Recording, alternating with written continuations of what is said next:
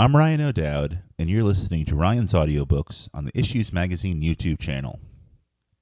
Today I'm continuing with Operating Manual for Spaceship Earth by R. Buckminster Fuller, Section 2.5, Chapter 4, Spaceship Earth. Our little Spaceship Earth is only 8,000 miles in diameter, which is almost a negligible dimension in the great vastness of space.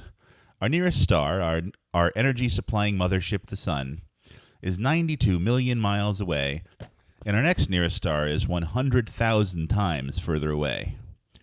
It takes 2.5 years for light to get to us from the next nearest energy-supply starship. Footnote. The next nearest star is now considered to be Proxima Centauri, which is 4.2 light-years from Earth, or 268,000 times further from the Sun. Continuing. That is the kind of space distance pattern we are flying.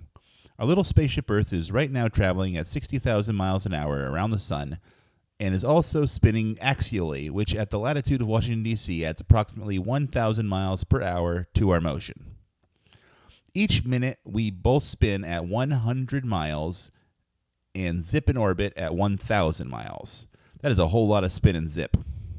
When we launch our rocketed space capsules at 15,000 miles an hour, that additional acceleration speed we give the rocket to attain its own orbit around our speeding Spaceship Earth is only 1/4 greater than the speed of our big planetary spaceship. Spaceship Earth was so extraordinarily well invented and designed that, to our knowledge, humans have been on board it for 2 million years, not even knowing that they were on board a ship. And our spaceship is so superbly designed as to be able to keep life regenerating on board despite the phenomenon, entropy, by which all local physical systems lose energy. So, we have to obtain our biological life-regenerating energy from another spaceship, the Sun. Our Sun is flying in company with us within the vast reaches of the galactic system at just the right distance to give us enough radiation to keep us alive, yet not close enough to burn us up. And the whole scheme of Spaceship Earth and its live passengers is so superbly designed that the Van Allen belts, which we didn't even know we had until yesterday, filter the Sun and other star radiation, which, as it impinges upon our spherical ramparts, is so concentrated that if we went nakedly outside the Van Allen belts, it would kill us. Our Spaceship Earth's designed infusion of that radiant energy of the stars is processed in such a way that you and I can carry on safely. You and I can go out and take a sun bath, but are unable to take in enough energy through our skins to keep alive. So part of the invention of the Spaceship Earth and its biological life-sustaining is that the vegetation on the land and the algae in the sea, employing photosynthesis, are designed to impound the life-regenerating energy for us to adequate amount. But we can't eat all the vegetation. As a matter of fact, we can eat very little of it. We can't eat the bark nor the wood of the trees nor the grasses. But insects can eat these, and there are many other animals and creatures that can. We get the energy relayed to us by taking the milk and meat from the animals. The animals can eat the vegetation, and there are a few of the fruits and tender vegetation petals and seeds that we can't eat. We have learned to cultivate more of those botanical edibles by genetic inbreeding. That we are endowed with such intuitive and intellectual capabilities as that of discovering the genes in the RNA and DNA, and other fundamental principles governing the fundamental design controls of life systems, as well as of nuclear energy and chemical structuring, is part of the extraordinary design of the Spaceship Earth, its equipment, passengers, and internal support systems. It is therefore paradoxical but strategically explicable, as we shall see, that up to now we have been misusing, abusing, and polluting this extraordinary chemical energy interchanging system for successfully regenerating all life aboard our planetary spaceship. One of the interesting things to me about our spaceship is that it is a mechanical vehicle, just as in an automobile. If you own an automobile, you realize that you must put oil and gas into it, and you must put water in the radiator and take care of the car as a whole. You begin to develop quite a little thermodynamic sense. You know that you're either going to have to keep the machine in good order, or it's going to be in trouble and fail to function. We have not been seeing our Spaceship Earth as an integrally designed machine which, to be persistently successful, must be comprehended and serviced in total. Now, there is one outstandingly important fact regarding Spaceship Earth, and that is that no instruction book came with it. I think it's very significant that there is no instruction book for successfully operating our ship. In view of the infinite attention to all other details displayed by our ship, it must be taken as deliberate and purposeful that an instruction book was omitted. Lack of instruction has forced us to find that there are two kinds of berries: red berries that will kill us and red berries that will nourish us. And we had to find ways of telling which was which. red berry before we ate it, or otherwise we would die. So we were forced, because of lack of an instruction book, to use our intellect, which is our supreme faculty, to devise scientific experimental procedures and to interpret effectively the significance of the experimental findings.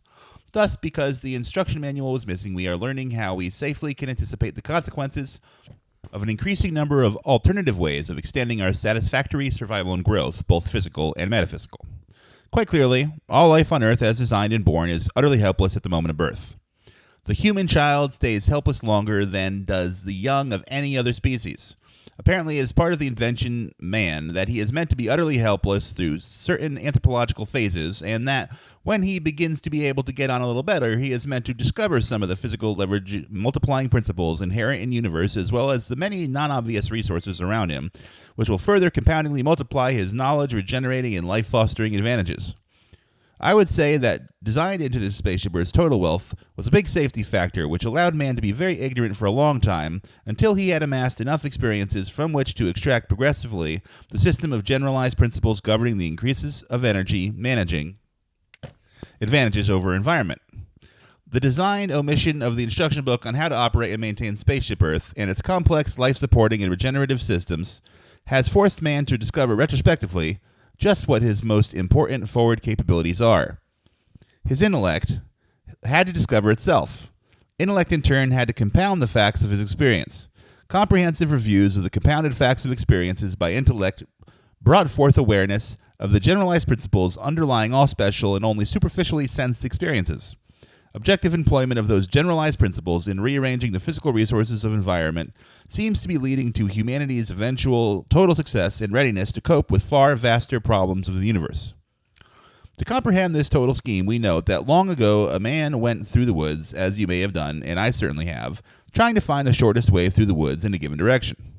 He found trees fallen across his path. He climbed over those crisscross trees and suddenly found himself poised on a tree that was slowly teetering. It happened to be lying across another great tree, and the other end of the tree on which he found himself teetering lay under a great third fallen tree. As he teetered, he saw the third big tree lifting. It seemed impossible to him. He went over and tried using his own muscles to lift the great tree. He couldn't budge it. Then he climbed back atop the first smaller tree, purposefully teetering it, and surely enough, again elevated the larger tree. I'm certain that the first man who found such a tree thought that it was a magic tree, and may have dragged it home and erected it as a first man's totem. It was probably a long time before he learned that any stout tree would do, and thus extracted the concept of the generalized principle of leverage out of all his earlier successes, special case experiences with such accidental discoveries. Only as he learned to generalize fundamental principles of physical universe did man learn to use his intellect effectively. Once man comprehended that any tree would serve as a lever, his intellectual advantages accelerated. Man, freed of special case superstition by intellect, has had his survival potentials multiplied millions-fold. By virtue of the leverage principles in gears, pulleys, transistors, and so forth, it is literally possible to do more with less in a multitude of physiochemical ways.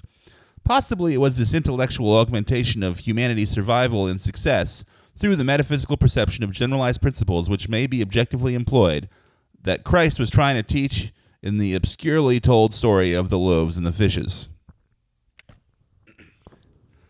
Thus completes chapter 4. Now, editor's note. As you're probably picking up on, Buckminster Fuller uses highly technical language, but not only that, but he uses a kind of cult language that is unique to him, which I think he's doing intentionally. He prefers adjectives in the form of verbs, so he adds ing to the end of verbs constantly to form sentences, and he compounds them on top of each other as he's explaining things.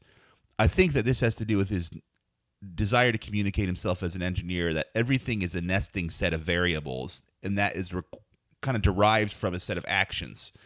So at first it could be kind of dizzying and confusing, and even the slightest bit obscuring of his intentions and meanings for what he wants to say. But he's doing this on purpose, I'm pretty sure, to kind of condition our mind as we're listening to it and reading it, to think in terms of nesting variables of actions, and to think in terms of efficiency as the quickest path with the least amount of energy through that nesting bit of variable actions. So if you think of it that way, don't feel like set back if things are a little confusing and you have to listen to things more than once, because he knows. I'm pretty sure he knows what he's doing. And think of it as that. Nesting sets of variable actions from beginning to end. Tomorrow we'll continue with Section 2.6 of Operating Manual of Spaceship Earth, Chapter 5, General Systems Theory. I will see you then. Alam.